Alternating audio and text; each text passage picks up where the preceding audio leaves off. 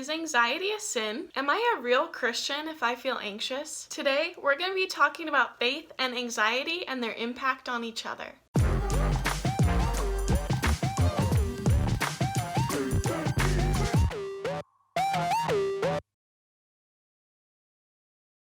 Hey friends, welcome back to another episode of Called and Unqualified, a Create, Worship, Inspire video series. So my name is Brenna, and I'm unqualified to be a biblical scholar or a mental health professional, but I have been a Christian with anxiety for almost my entire life. I accepted Jesus when I was pretty young, and then when I became a young adult, I decided to make my faith commitment truly my own. So my faith has always been really important to me, but my spiritual walk has been very far from perfect. I was also blessed to grow up in a house with parents and family that really loved Jesus too.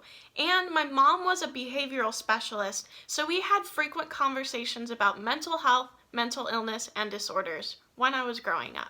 So when I was a young adult, I was diagnosed with an anxiety disorder, and this brought up a lot of questions about how my anxiety could invalidate my faith, meaning more of, can I still be a Christian if I'm anxious? If I feel anxious, do I really understand God's power? Because if we truly understand God's power and forgiveness, we have no reason to feel anxious, right? So this led to the frightening question of, is anxiety a sin? And there are so many verses in the Bible that address worry and anxiety. So first, as always, we need some definitions. So in my understanding, sin is our brokenness in humanity that pulls us away from God.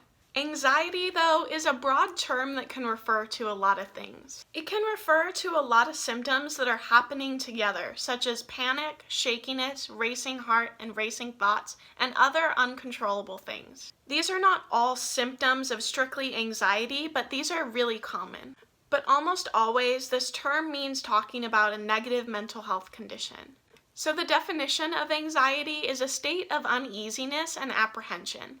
But as I've addressed in a previous video, there is a difference between having anxiety and feeling anxious. So feeling anxious is more circumstantial, and almost everyone will experience this in their lifetime. Having anxiety is more referring to a diagnosable disorder, and this will more likely be a lifelong circumstance. This can be a result of genetics or just a chemical imbalance in your body. So people that have anxiety can feel anxious, but people that feel anxious don't necessarily have anxiety. So feeling anxious is more a result of outlook or circumstance, while having anxiety is more of a health condition. So now that we have those defined, are they sin?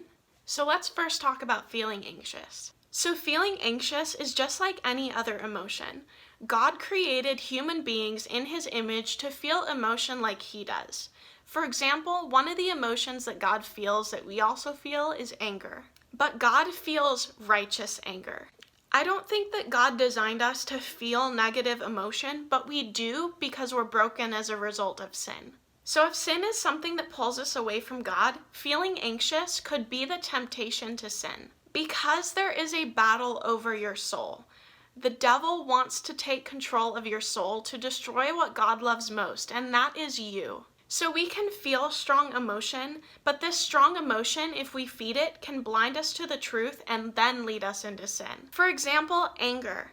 If we feel anger, that doesn't have to be a bad thing, especially if it's at something like injustice.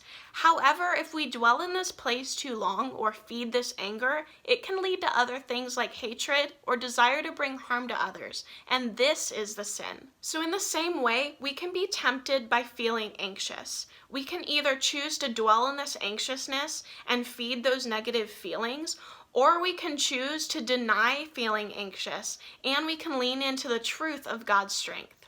Jesus was even tempted here on earth with negative emotion, but He never sinned. He was even tempted by feeling anxious. In Luke 22:44, the gospel records that Jesus felt so anxious that He started to sweat blood. But instead of dwelling in this place of anxiety, Jesus chose to rely on the truth that God knew what He was doing. Feeling emotion isn't sinful. I believe that feeling anxious only crosses over into sin when you choose to stay in that place and it pulls you away from God. So now let's talk about having anxiety. I fall more into this category. So you may have felt your heart sink when you heard that anxiety was only a sin when it pulls you away from God or you dwell in this place, because a lot of us that have anxiety deal with this every day. But if you have anxiety instead of just feeling anxious, this is an entirely different context. Having anxiety is more of like a sickness or impairment, so it's likely that this is a result of an event outside of your control, a chemical imbalance, or genetics. For example, if you were in an unsafe situation as a child and somebody else's action broke one of your arms, it's no longer your fault that your arm doesn't work like it should anymore. This means that having anxiety is most likely going to be a long-term or lifelong condition. So it's outside of your control to feel a lot of these things because it's just how your body works. It's more than just a temptation because now it's a sickness. And this is a result of sin, because illnesses and mental disorders are a result of human brokenness. You still bear the responsibility to not dwell in this negativity, but it's going to take a lot more effort if you have anxiety. So if you do things that you know will make your anxiety worse, or you don't do things that you know will make you feel better, this is when you are kind of choosing to dwell in this negativity, and this is where it would more cross over into sin. Because the biggest thing about sin is it puts a barrier between us and God. So if you're doing things that you know are going to help you feel better and you still don't feel better yet, that's okay. God can use this anxiety for good and to bring you closer to Him, because now this makes you lean into His strength more and you understand that you really can't make it on your own. It takes away the other temptation that we think that we can do everything by ourselves. So something that I heard really frequently when I was going through my worst bout of anxiety was from a lot of people around me that said, lean on God and give it all to God. And I wanted to do this because my faith was really important to me, but I was like, what does that mean? So I'm going to put a video entirely about this issue up at a later date. But now let's talk about fear, because fear and anxiety go hand in hand. So those of us that feel anxious or have anxiety are afraid of the unknown, but we're also told to fear God. But what does this really mean? Fear usually has a negative connotation, but it should be redefined as the recognition and respect of power. Because think about it. Anything that you fear, you recognize that it has the power over you to do something, and so you treat it like it has that power. So in the same way, the fear of the Lord doesn't mean to be terrified of God, but to recognize the power and strength He has and to treat Him as God. So when we fear anything other than God, this means that we are admitting that it has power over His strength, and this is idolatry. Some of us, like myself, idolize worry and fear of the unknown, because some people with anxiety also have issues with wanting control. Like myself, we want to know what's going to happen so we can be best prepared and plan for that thing. But we're not God, so we won't know everything. So we need to lean into this truth that God is in control and has a plan for everything and has our best interests in mind. And this doesn't mean that everything's going to be perfect and pain is going to go away, because the world is still broken. But it means that we don't have to go through it alone. So this means if we want control, we need to surrender it all to God. Because trying to control things outside of your control is just going to make you feel more anxious. Also, something that I was afraid of is if God is all-powerful and generous and I am a broken human being and just blessed enough to be in His presence, then I shouldn't have any more wants than what I have now.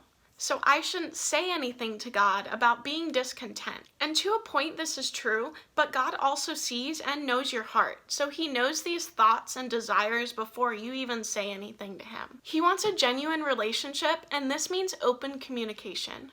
Many people were very good in the Bible about expressing their discontentment and wants to God. But we're told that if we grow our relationship with God, that He will align our desires with His desires. And we can only grow in this relationship if we spend time together and communicate with Him. So anxiety is a result of sin, and it can cross over into other sinful things when we elevate it over God's power. So we need to be reminded of His truth. Okay guys, thank you so much for watching. I hope you all continue to stay healthy and safe. So please comment down below with any of your favorite comforting verses and with any suggestions that you have for future videos. Please be sure to like this video and subscribe if you haven't already, and also follow Create, Worship, Inspire on Instagram. See you next time!